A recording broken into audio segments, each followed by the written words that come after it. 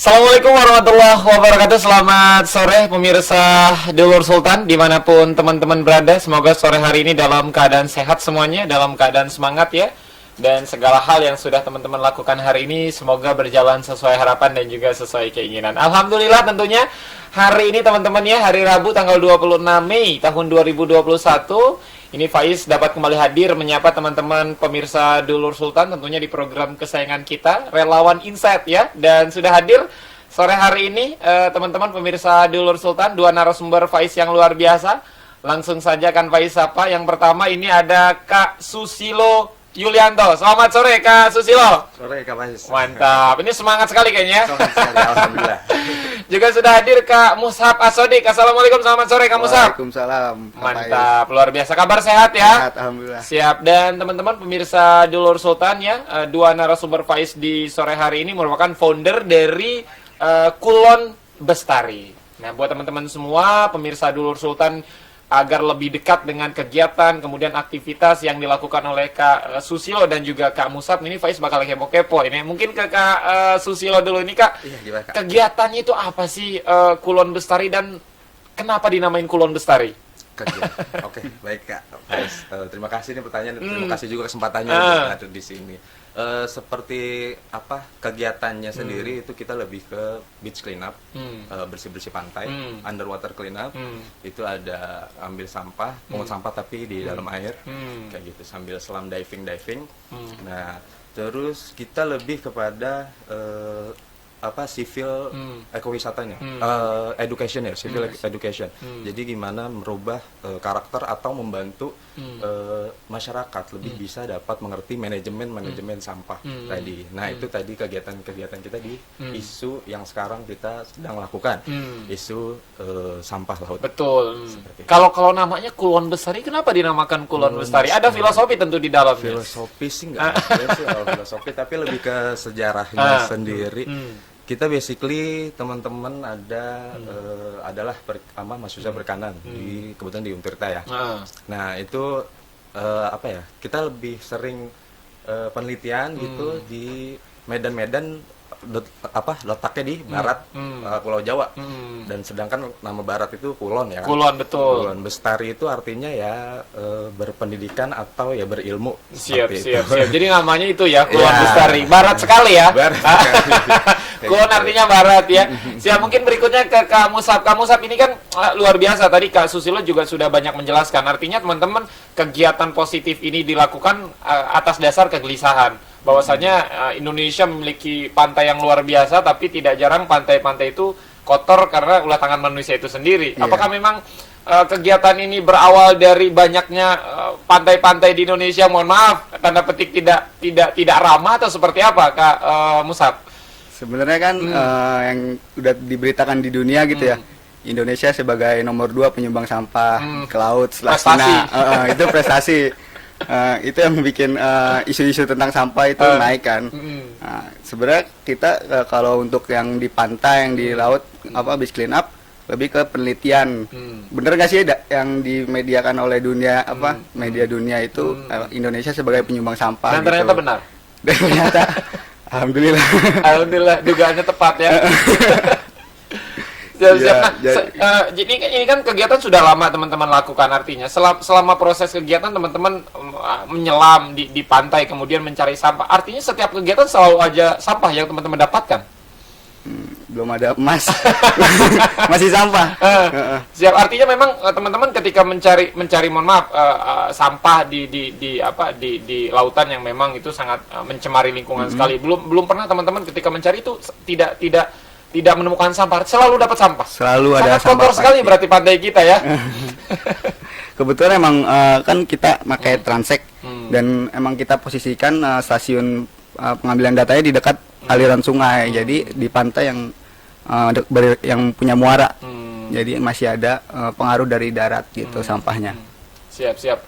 Mungkin berikutnya ke Kak Susilo lagi. Ini Kak Susilo, artinya memang masalah seperti ini tidak hanya mohon maaf terjadi di Banten, tidak hanya terjadi di Anyer ya atau Carita, tapi memang masalah ini terjadi hampir di semua daerah yang memiliki pantai di Indonesia. Bisa dikatakan seperti itu? Bisa dikatakan seperti itu, tapi saya juga belum berani bilang seperti itu karena memang saya nggak pernah keliling Indonesia, belum pernah gitu.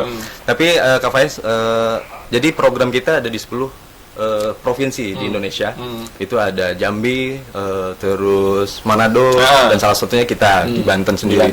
Nah, output, let's say kita katakan data yang nanti kita dapatkan nanti akan ditampilkan di platform yang namanya Mariner Breeze, projectnya punya DCA, Diverse Clean Action, kayak gitu. Siap. Jadi memang bisa dikatakan walaupun Kak Susilo tidak bisa mengklaim seluruh pantai di Indonesia kotor, tapi kok belajar dari Banten aja kotor ya. Apa sih Kak yang menyebabkan masyarakat, terutama masyarakat Indonesia, terutama teman-teman yang hidup di dekat dengan pantai sangat tidak menjaga pantai? Apa penyebabnya dari beberapa bulan atau tahun yang sudah Kak Susilo lalui sejauh ini? Iya, bagi kalau dari masyarakat sendiri, kebetulan kita tadi Kak, karena kita terjun juga live-in di masyarakat, kita mendata setiap karakteristik sampah rumah tangga yang ada di masyarakat. Nah, kebetulan memang sampahnya sih macam-macam, organik ada, anorganik ada.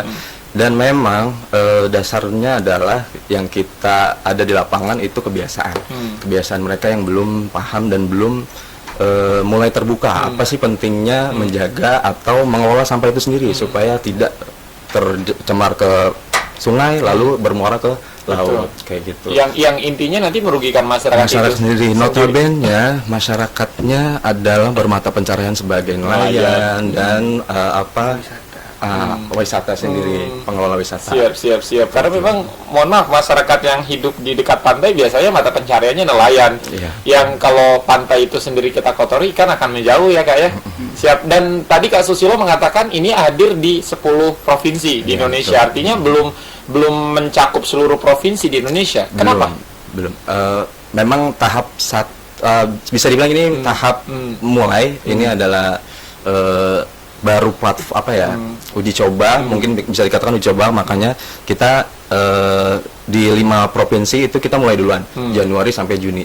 Nah, lalu ada setelahnya Juni sampai November itu di 5 provinsi lagi, seperti itu. Kalau di Banten sendiri ini mulai dari kapan Kak? Ini kita Januari Kak. Januari 2021. Baru ya teman-teman. Baru banget berarti Januari, Februari, Maret, April, Mei. Baru 5 bulan. Pertanyaan berikutnya ke kamu, Sat, betah 5 bulan di Kulon Bestari atau ada niat buat resign? Alhamdulillah sih betah-betah aja. Tapi kalau Faiz meragukan ini kamu Sat menjadi anggota di Kulon Bestari, Kak Susilo ya. Kalau Kak Susilo kan agak sedikit ini. Nggak suka nyelam kayaknya, bener gak nih? Nggak suka nyelam. Biasanya orang-orang yang nggak suka nyelam kan agak eksotis ya. Itu yang paling jago dia Kak. Serius. Oh, ini kayaknya sebelum nyelam agak repot pakai apa tuh? Iya. Pakai perawatannya ini, jadi agak sedikit cerah ya kayak. Jadi nggak ada niat buat resign Kak Musab? Sejauh ini sih belum ada. Sejauh ini belum ada. Berarti besok kemungkinan ada buat resign ya? Iya. Nah, ini kan teman-teman Kulon Bestari tidak hanya Kak Musab dan Kak Susilo, artinya banyak teman-teman di belakang juga yang ikut mensupport. Sejauh ini ada berapa keanggotaan di Kulon Bestari? Kebetulan udah ada 7 orang yang di awal emang dari banyak awal. Sekali ya. Banyak banget. Dari awal itu 7 orang yang di tim kita gitu. Dan semuanya tinggal dicari tak. Siap. Berarti sampai dengan saat ini ada 7 ya? Sampai dengan saat ini ada 7. Kenapa sedikit sekali? Apakah memang syarat buat masuk menjadi bagian dari keluarga Kulon Bestari sangat sulit ya? Membutuhkan SKCK, surat keterangan tidak mampu atau apa? Atau memang sangat sulit untuk mendapatkan anggota yang loyal, Kak Musab? Sebenarnya kan tujuan kita nggak nyari anggota. Bukan parpol. Maaf ya. Bukan nyari anggota sebanyak-banyak ya. Jadi lebih ngajak komunitas-komunitas yang ada di tempat gitu, yang di lokasi. Kebetulan kita juga kerjasama sama Kompak, sama dari Labuan ada Rehab. Kalau Kompak itu kelompok organisasi masyarakat yang bergerak di konservasi juga gitu. Kita libatkan di kegiatan kita. Lebih ke ngajak yang udah ada di lokasi aja. Oh siap. Jadi memang Kak Susilo ini teman-teman sengaja memang anggotanya tidak terlalu banyak karena memang teman-teman ini selalu kerjasama dengan komunitas-komunitas lain. Iya, kolaborasi, betul. Siap, pinter ya teman-teman ya. Jadi orang lain yang nyelam ya. Teman-teman, kita rehat sejenak ya. Setelah satu ini Faiz bakal ngobrol-ngobrol lagi soal kegiatan dan juga apa harapan terbesar dari komunitas Kulon Bestari yang saat ini sudah berjuang sekuat tenaga untuk membersihkan setidaknya pesisir di pantai Provinsi Banten. Tetap di sini di Relawan Insight.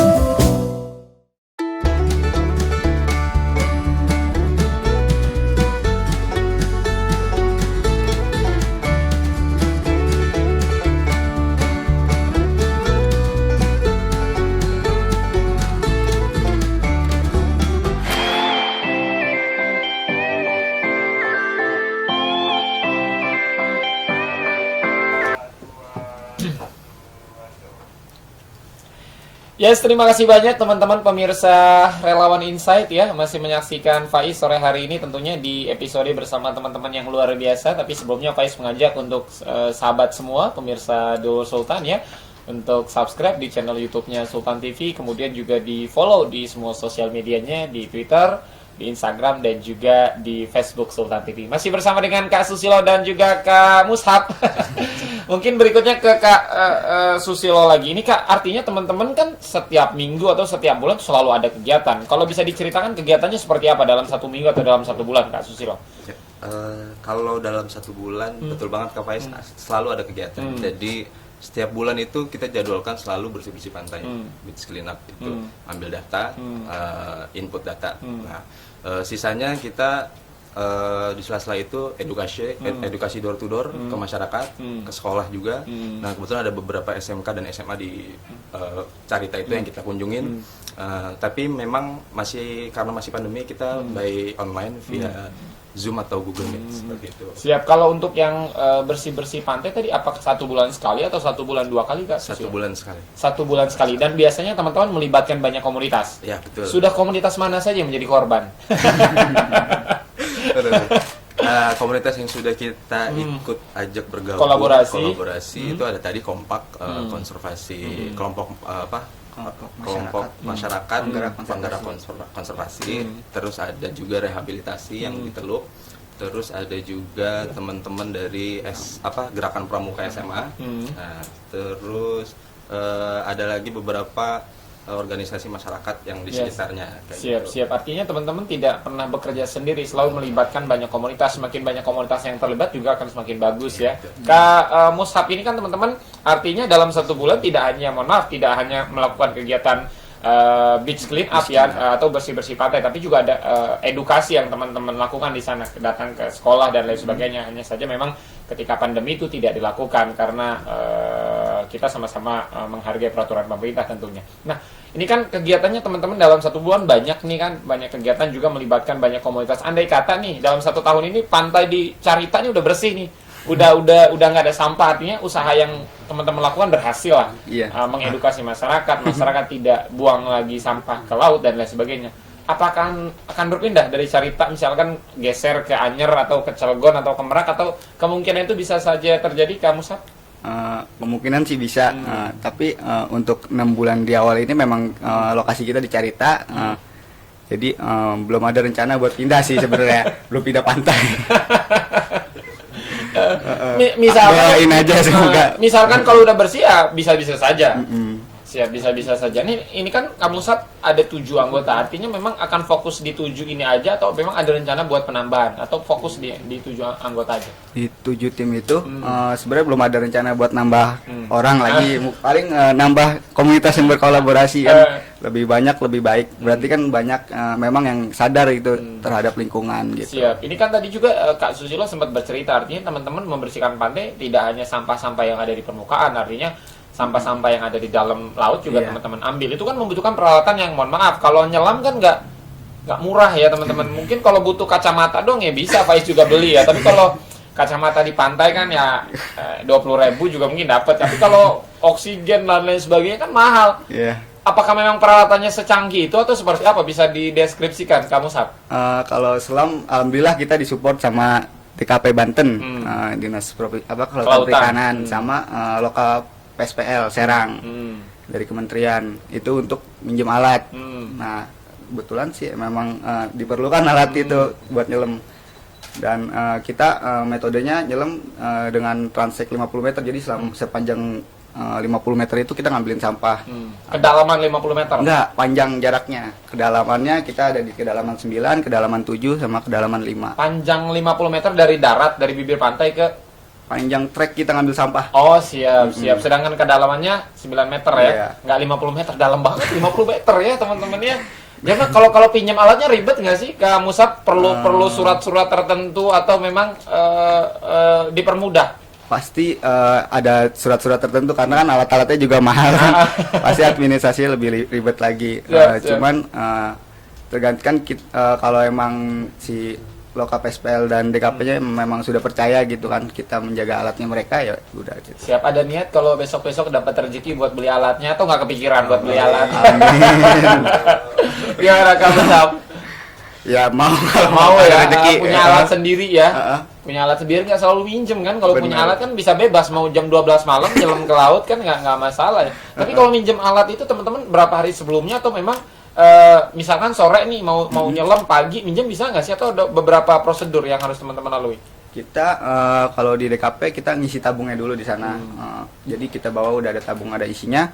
Terus minjem alat biasanya kita di spare waktu 3 atau 2 hari sebelumnya. Oh siap. Jadi memang spare waktunya 2 sampai 3 hari ya. Misalkan kalau mau bersih-bersihnya hari Minggu, teman-teman otomatis hari Kamis sudah masuk tuh surat Iya, ya. Proses peminjamannya sudah masuk, nggak Iya. bisa ngedadak ya. Nggak bisa. Karena yang ngedadak cuma tahu bulat biasanya. Artinya kan ini Kak Susilo, artinya kan tidak semua orang, mohon maaf, semua orang bisa nyelam. Semua orang mungkin bisa ke pantai, tapi nggak semua orang paham ketika menggunakan alat-alat tadi. Perlu latihan dulu kalau Kak Susilo atau seperti apa? Wah, kebetulan kalau untuk diving itu harus punya lisensi. Betul. Nah, untuk tadi syarat saat meminjam alat juga harus ada lisensinya. Lisensi. Kayak gitu. Siap. Nggak bisa semua orang deh. Gitu. Kayak mau buat SIM aja ya. Iya. Nggak semua orang punya SIM ya, karena ada beberapa prosedur yang harus dilalui. Kalau Kak ini Susilo sudah punya lisensi? Kalau saya belum. Belum. Nah, teman-teman ini yang udah nih. Oh, iya. Berarti Kang Musab sudah. Sudah. Ya, oh, iya. Berarti spesialis selam ya. Spesialis nyelamnya. Tapi kok nggak kayak seperti penyelam ya? Gimana? Apa yang dilakukan untuk bisa mendapatkan lisensi itu, Kak Musab? Sebenarnya ada pelatihannya dulu buat lisensi. Hmm. Ada materi di darat, materi kelas sama materi di laut gitu buat lisensi A1. Kebetulan saya udah A2 kan tingkatnya. Jadi pas ngambil A2 itu ada selama-malamnya. Jadi di Pulau Tunda kebetulan. Berapa hari itu minimal untuk mendapatkan lisensi yang amatir lah, apa diving amatir lah yang hanya berenang di pinggir-pinggir, itu berapa hari prosesnya untuk bisa mendapatkan itu kira-kira? Sekitar kurang lebih hampir 3 hari lebih lah. 3 hari paling proses cepet itu. pendidikannya ya. Proses pendidikannya teman-teman 3 hari. Kalau buat SIM bisa pagi daftar, sore bisa, Sore kalau jadi. siang bisa ya. Kalau nyelam susah juga 3 hari ya. Ada yang lebih sampai seminggu, tergantung Seminggu. instruktur ya sebenarnya, kebijakan instruktur masing-masing. Suka-suka instruktur ya. Iya. Siap. Ada yang kalau tantangannya nyelam sampai 2 hari gitu ya. Nggak kuat tabungnya bawa berapa banyak. tapi Kak Musab ini ya maksudnya mencintai itu ya. Alhamdulillah masih dijalanin sampai sekarang. Kak Susilo, balik lagi, ini kan kegiatan teman-teman, mohon maaf, bagaimana membantu masyarakat, terutama masyarakat di sekitar pesisir Pantai Carita. Artinya teman-teman kegiatan sosial yang memang mengedukasi masyarakat, terutama di Banten Selatan ya, Carita, untuk minimal tidak buang sampah ke laut dan lain sebagainya. Tapi kan teman-teman, apa yang teman-teman lakukan ini, mohon maaf, tidak dapat apa-apa. Benar? Ya, kenapa masih tetap survive? Kak Susilo. Gimana ya? Tadi sih dari sejarahnya kita atau perjalanan kita sih senang dengan riset dan penelitian macam seperti itu. Jadi waktu kita zaman-zaman masih kuliah ya sering buka apa ya, case clinic itu. Case clinic ya, jadi kita sharing yang belum paham nulis, kita sharing yang bisa akan nulis, yang belum paham metode penelitian kita yang sharing ke yang paham kayak gitu. Nah, saling kayak gitu. Nah, kebetulan ada program seperti ini yang kita juga siap, kenapa enggak gitu. Walaupun ya memang minim atau bahkan kurang lah gitu. Siap sama jawabannya.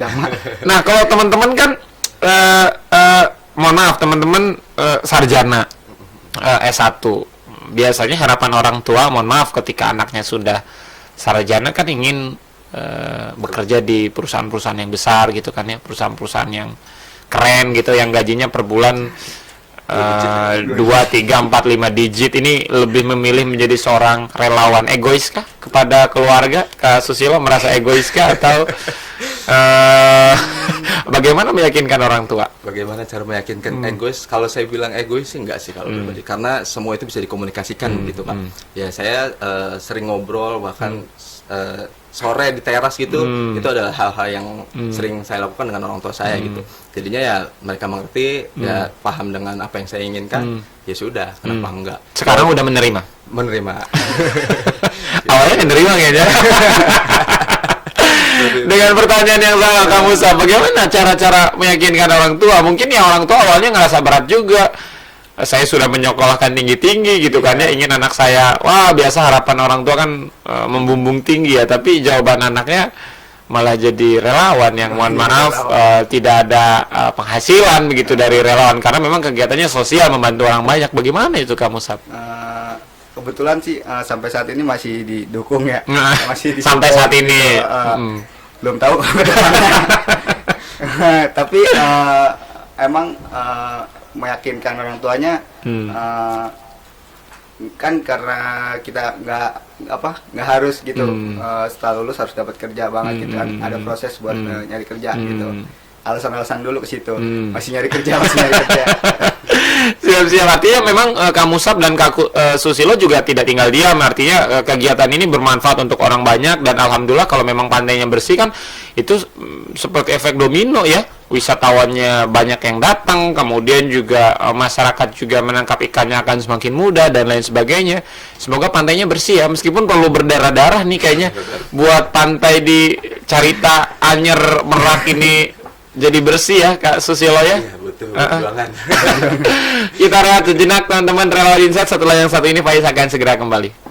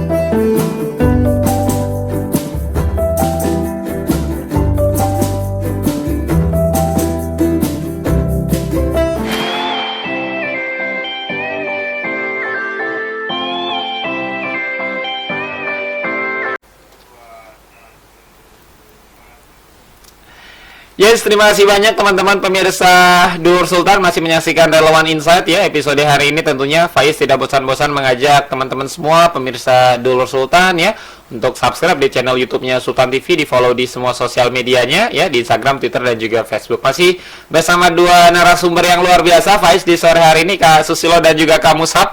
Kak Susilo, Kak Musab, ini kan banyak kegiatan teman-teman yang sudah teman-teman lakukan, artinya mulai dari kegiatan nyata, bersih-bersih pantai dan lain sebagainya. Kalau dalam waktu misalkan nanti bulan Juni, Juli, Agustus, apakah memang kegiatannya masih tetap sama atau ada kegiatan-kegiatan baru yang akan dilakukan, Kak Susilo? Baik, kalau kita sih ngikutin program untuk sampai Juni nanti ya. Setelah itu kita lanjutkan karena kita nggak bisa tinggalkan. Maksudnya gini, perlu masyarakat yang ditinggalkan itu harus tetap dikontrolin. Perlu ada kunjungan, kontekan segala macam. Nah itu paling sejauh itu. Siap. Jadi artinya sampai dengan bulan Juni ini masih tetap sama. Akhir Juni ya. Nanti mungkin awal Juli bisa dipikirkan kegiatan apa lagi yang akan dilakukan. Mungkin kita bisa ekspansi ke beberapa isu yang lain karena tidak menutup kemungkinan tidak hanya kita sampah saja isu yang akan kita lakukan karena beberapa penelitian teman-teman kita juga ada yang di terumbu karang segala macam lamun kayak gitu. Siap. Ini kan teman-teman kegiatan ini komunitas seperti ini hadir tadi Kak Susilo mengatakan di 10 provinsi di Indonesia. Apakah dia memang terpusat atau dia berbeda-beda sebenarnya antara satu provinsi dengan provinsi yang lain? Kalau kegiatannya silakan seperti apa Kak Susilo? Kita punya role model Kak. Kebetulan Diverse Clean Action punya gerakan sosis juga namanya, ada di Kepulauan Seribu. Nah itu yang menjadi role model kita. Kita harus kita mengadopsi kegiatan mereka untuk diterapkan di provinsi masing-masing. Siap. Jadi memang diberi kebebasan ya untuk kegiatan. Betul sekali. Banten mau kegiatannya seperti apa silakan. Tapi memang secara umum sama ya Kak Susilo ya, secara umum sama, hanya saja memang diberi kebebasan dari 10 provinsi ini. Balik lagi soal kearifan lokal tadi. Ya, kadang-kadang di provinsi Banten buang sampah, buang sampah ke laut alasannya berbeda dengan daerah lain yang buang sampah ke laut. Mungkin kalau Banten bisa jadi buang sampah ke laut karena nggak ada tempat buangan tuh Kak di Banten tuh. Nggak ada tanah mungkin ya. Jadi begitu buka pintu langsung laut mungkin ya. Jadi bingung nih mana nih tanah nih kan. Ya udah akhirnya buang laut. Positifnya seperti itu gitu kan. Buang pintu laut nih, buang laut. Artinya jadi banyak tuh ya di laut ya. Siap. Mungkin berikutnya ke Kak ini lagi Kak Musab lagi. Ini kan teman-teman sudah berjalan Januari, Februari, Maret, April, Mei. 5 bulan teman-teman, sudah banyak kegiatan yang sudah teman-teman lakukan selama 5 bulan, mulai dari bersih-bersih dan lain sebagainya. Ini kegiatan yang banyak diapresiasi. Sejauh ini sudah banyak dukungankah, terutama dari plat merah teman-teman, dari DKP tadi, atau teman-teman awal-awalnya perlu berdarah-darah dulu untuk mendapatkan dukungan dari plat merah? Seperti apa kamu Sab? Sebenarnya dari dinas-dinas itu cuman support, kayak kita minta pembicara karena kan masyarakat lebih mendengar ke yang ini ya punya jabatan dari kita. Iya betul. Jadi kita harus ngundang mereka buat nyampein apa permasalahan yang ada gitu. Sejauh ini sih masih seperti itu. Jadi sejauh ini supportnya narasumber ya, sama alat. Kalau kegiatan misalkan kan teman-teman kegiatan bersih-bersih itu kan siangnya kan perlu minum gitu kan ya, perlu makan siang gitu kan. Itu sendiri atau gimana itu kamu Sab? Kebetulan kalau itu emang disupport ya Bang ya, dari Diverse Clean Action-nya, dari donornya, dari pendonornya. Siap. Jadi memang ada juga teman-teman yang berbaik hati untuk mensupport kegiatan yang teman-teman lakukan ya. Kalau supportnya teman-teman membuka open donasi kah, atau seperti apa sih Kak Susilo untuk teman-teman yang membantu kegiatan agar kegiatan ini tetap berjalan Kak Susilo? Kalau dari kita lebih ke buka open volunteer ya. Open volunteer, siap. Gitu. Jadi teman-teman yang ingin tertarik dengan kegiatan kami atau ingin belajar atau malah lebih mengerti, silakan banget tuh kita buka open volunteer selebar-lebarnya seperti itu. Tapi kalau untuk Honda tadi ada donatur kita. Boleh, nggak apa-apa, sebut aja. Kita kebetulan donatur kita dari KFC, KFC Indonesia seperti itu, dan bekerja sama dengan DCA tadi, Diverse Clean Action juga, itu merupakan NGO besar juga di Indonesia. Siap. Jadi memang setiap kegiatan selalu disupport ya. Alhamdulillah teman-teman ya. Jadi minimal keringatnya minumnya juga nggak dari kantong pribadi ya. Atau minum air laut aja, gratis kalau air laut ya. Kalau minum air laut yang ada harus jadi tambah haus ya. Kak Susilo, tentu setiap kegiatan punya goal, punya tujuan utama. Kalau tujuan utama pribadi deh, tidak berbicara soal komunitas. Kak Susilo, seperti apa inginnya? Pribadi kita sih, saya kebetulan bukan orang yang paling mengerti lingkungan ya, tapi saya senang akan berwisata ke tempat-tempat yang indah dan bersih. Nah, itu harapan kami di tempat-tempat wisata atau di destinasi-destinasi desa wisata seperti apalagi kebaharian ya kan, kelautan dan segala macam. Nah, itu bersih serta rakyatnya juga masyarakat di sekitar juga mengerti. Betul. Dan kalau sudah seperti itu kan bisa meningkatkan ekonomi masyarakat itu sendiri. Betul, siap. Jadi memang harapan besarnya ya minimal sepanjang Carita itu pantainya nggak ada yang kotor ya Kak ya. Kita main ke pantai kok enak banget ya, Iya, main belakang bener. lagi. Santai banget. Santai Biasanya banget. kalau pantai yang bersih tuh tiket masuknya juga mahal ya. Kalau yang kotor biasanya gratis, biasanya karena nggak ada yang bersihin itu. Alhamdulillah sih ada teman-teman ya. Iya. Jadi yang gratis sekarang jadi bersih ya. Kalau kamu Musab, samakah keinginan terbesarnya atau seperti apa? Sejauh ini sama sih, kurang lebih tetap pengen lokasi wisata yang bersih gitu. Terus pengen mengurangi pencemaran gitu dan merubah perilaku masyarakat. Siap. Tapi menurut Faiz, masyarakat Indonesia itu salah satu masyarakat yang mudah sekali diatur ya, teman-temannya mudah sekali buat diajak berbicara. Contohnya saja, kalau masyarakat Indonesia, mohon maaf, jalan-jalan ini ke Malaysia atau ke Singapura, itu tidak akan ada tuh masyarakat Indonesia yang buang sampah sembarangan. Nggak akan ada. Tapi ketika balik lagi ke Indonesia itu biasanya mulai lagi tuh bakat lamanya tuh ya, nalurinya tuh ya. Jadi tinggal diajak aja. Sependapatkah Kak Susila itu seperti apa? Iya, karena sebenarnya heran juga ya. Tempat sampahnya itu sebenarnya di mana-mana. Tempat sampahnya di mana-mana. Di mana-mana, suka-suka dia mau di keramik ya, mau di jalan aspal tuh. Indonesia tuh punya tempat sampah yang luas ya. Suka-suka, bahkan dari kaca mobil tuh bisa buang sampah tuh ya. Memang tidak menutup kemungkinan sih Kak. Maksudnya nggak 100% si masyarakat yang salah, tapi perlu kurangnya dukungan juga dari terkait pihak-pihak terkait seperti dinas atau kementerian segala macam, DLHK. Nah, itu yang kurang memfasilitasi mungkin. Betul. Gitu. Siap, kurang fasilitasi ya. Karena memang masyarakat itu sebenarnya bisa diatur ya. Bisa diatur, hanya saja kalau memang peraturannya tegas gitu dan itu berdampak bagus ke masyarakat, suruh buang sampah pada tempatnya, tapi nggak disediain tuh tempat sampahnya tuh ya. Masyarakat harus beli tempat sampah, berapa harganya? 200.000 kan lumayan, buang sampah sembarangan gitu kan. Jangan ditiru teman-teman. Sependapatkah kamu Musab atau punya pendapat lain? Sependapat sih, sebenarnya mengingat yang tadi Indonesia sebagai nomor 2 penyumbang sampah di laut, pemerintah pusat sebenarnya udah punya rencana strategis nasional ya Bang ya. Itu harusnya itu peraturan itu diturunkan ke provinsi-provinsi masing-masing. Cuman untuk di Banten belum ada rencana strategis untuk penanganan terkait masalah sampah ini gitu. Siap. Belum ada rencana Harus strategis sampai ke daerah ya. Emang seharusnya ada setelah ada peraturan pusatnya, kalau nggak salah ada rekomendasi buat ada di setiap provinsi peraturannya strategi penanganan sampahnya. Siap, strategi penanganan sampah, dan itu semoga kita berharap bersama cepat terjadi kamu Musab ya. Mungkin pertanyaan Faiz terakhir.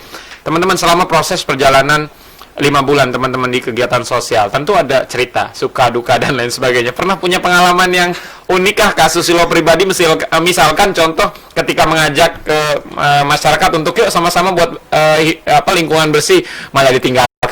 Apaan lu anak kemarin ngomong apa? Atau ada cerita-cerita yang lain Kak Susilo? Ya ada sih beberapa. Pernah kita Kak door to door gitu. Jadi kita mau edukasi nih, udah semangat ya. Mandi lah, semangat siap. Ganteng aja ya. Ya udah siapin materi nih, bla bla bla bla. Sampai ketok Assalamualaikum Ibu, saya dari Susilo dari gini mau menjelaskan gini. Pas kita bilang, Bu, buang sampah gini ya. Emang biasanya buang sampah di mana, Bu? Oh, kita mah biasa, udah dibakar aja. Itu gimana ya, maksudnya sedih maksud kita sebegitunya gitu. Ini apa yang salah dengan masyarakat atau apa yang salah dengan sistem yang ada gitu. Nah, itu kita masih mengkaji, tapi kita pelan-pelan komunikasi juga dengan dinas-dinas DLHK tadi. Kebetulan mereka mau juga akhirnya memberikan fasilitas gitu, seperti pemateri, ada bahkan mereka mau memfasilitasi alat dan sebagainya. Nah, itu adalah nilai plus dan pengalaman tersendiri buat kita. Siap. Kalau pilihannya lebih baik dibakar atau dibuang ke laut, yang bagus yang mana? Itu bukan pilihan. Bukan pilihan. Bukan pilihan. Kalau ada sampah nih solusi. dibakar sama dibuang ke laut bukan pilihannya. Bukan solusi. Pilihannya yang mana berarti Kak Susilo? Pilihannya harus dikelola dengan baik. Harus dikelola Dari mulai organik dan non siap. organik ya. Jadi pupuk akan lebih bagus. Itu kan cerita Kak Susilo. Kalau cerita Kak Musab mungkin ketika udah capek-capek nongnya, kita mah santai cuma dibakar ya. Awas hati-hati bakar-bakar ya teman-teman tidur, masalah tidur apinya kemana-mana. Apalagi kalau mohon maaf rumah-rumah di perkampungan kan biasanya ada yang dari kayu ya, dari kayu. Biasanya kayu akan lebih mudah terbakar. Hati-hati ya masyarakatnya. Kak Musab. Paling ada cerita lucu ya. Boleh. Berarti harus ketawa ya Faiz ya. Kalau nggak Faiz nggak ketawa berarti nggak masuk kategori lucu ya. Jangan. Jadi, kan awal-awal kita emang data sampah rumah tangga. Jadi kita naruh karung di rumah-rumah buat kita ambil sampah masyarakat di hari besoknya gitu. Rumah tangga. Sampah rumah tangga. Sampah masyarakat. Ini udah kemana-mana pikiran liar. Sampah rumah tangga. Sampah masyarakat. Jadi kita taruh di rumah-rumah karungnya, besoknya kita ambil. Nah, jadi itu rutin selama 20 hari ya, Bang. Nah, di hari-hari dari awal itu memang masyarakat desa itu belum pernah lihat tukang sampah kali ya. Jadi teman-teman kita ditepokin dia ada tukang sampah. Memang belum pernah ada tukang sampah sebelumnya di sana. Gitu. Tapi isinya masih aman. Isinya nggak ada yang aneh-aneh kan? Dapat emas. Ada pemper. Ada pemper. Ya, tapi masuk kategori sampah lah ya. Sampah B3. Siap. Jadi nggak ada lemari di sana, TV ya. Kulkas nggak ada di sana. Kalau ada kulkas, ada TV, semua orang pengen jadi petugas sampah kayaknya ya. Terima kasih Kak Susilo, Kak Musab sudah hadir di Sultan TV sore hari ini. Terakhir mungkin dari Kak Musab dulu, apa ingin Kak Musab sampaikan untuk semua masyarakat Carita mungkin yang selama ini sudah banyak mensupport kegiatan teman-teman, ucapan juga kepada dinas terkait yang sudah mensupport komunitas dan lain sebagainya. Silakan Kak Musab. Iya, buat teman-teman yang ada di Carita, khususnya teman-teman Kompak, teman-teman Rehab dan yang lain-lainnya, dan dinas perikanan kelautan, dinas DLHK dan Lokapes Serang yang sudah mensupport kita Kulon Bestari gitu selama berkegiatan di Carita. Harapannya semoga ada dan tidaknya kita di sana, desa Carita bukan desa Carita, kita di desa Sukajadi jadi terus deh. Desa Sukajadi. Hati-hati kalau hilap suka jadi biasanya ya, jadi harus benar-benar kalau mau keluar ya harus ditempatkan di tempat yang tepat ya. Kalau hilap bisa. Kalau hilap. Maksudnya hilap kalau kita makan terus kan ya jadi gendut. Iya. Jadi harapannya nggak adanya kita di sana, desa Sukajadi bisa lebih baik. Gitu. Amin. Siap, terima kasih banyak Kak Musab, semangat selalu ya. Yeah. Dengan pertanyaan yang sama, kasih silakan. Ya, harapannya kawasan Carita merupakan kawasan yang merupakan kawasan wisata gitu. Ya, harapannya bisa berkembang wisatanya, bisa menjadi desa wisata. Artinya kalau ketika menjadi desa wisata, turis itu nggak cuman datang satu hari, tapi menginap sampai 5 hari. Nah, kayak gitu. Itu merupakan prestasi yang harus benar-benar dikejar dengan serius. Masyarakat desa wisata bisa mencapai itu gitu. Siap. Kalau serius menjalaninya. Dan terima kasih juga kepada dinas-dinas dan pemerintahan yang telah mensupport kita juga. Karena memang dari mereka untuk rakyat itu sangat masyarakat di desa Carita itu sangat berarti gitu, walaupun hanya edukasi dan atau alat-alat yang mereka butuhkan seperti Siap. itu. Terima kasih banyak Kak Susilo, Kak Musab, tetap semangat ya, konsisten, karena untuk menjadi relawan kuncinya satu istiqomah ya teman-teman ya. Walaupun ada menghadang juga ya, tetap teman-teman ya, walaupun lagi musim angin juga tetap nyelam aja ya. Kalau nyelam biasanya jam berapa sih? Siang, sore atau malam? Kita sih sebenarnya ngikutin cuaca, pasti siang sih. Siang. Ada cahaya matahari. Jadi nggak pernah malam ya? Iya. Coba nyobain malam, jam 1. Pernah malam. Waktu ngambil Gelap berarti kalau malam ya? bawa senter. Bawa senter ya. Terima kasih banyak teman-teman Kak Susilo, Kak Musab. Terima kasih banyak juga buat seluruh pemirsa Dulur Sultan yang sudah menyaksikan episode hari ini. Terima kasih banyak teman-teman, tetap semangat ya. Faiz pamit dan seluruh kru yang bertugas juga sore hari ini pamit teman-teman. Selamat sore dan wassalamualaikum warahmatullahi wabarakatuh. Waalaikumsalam.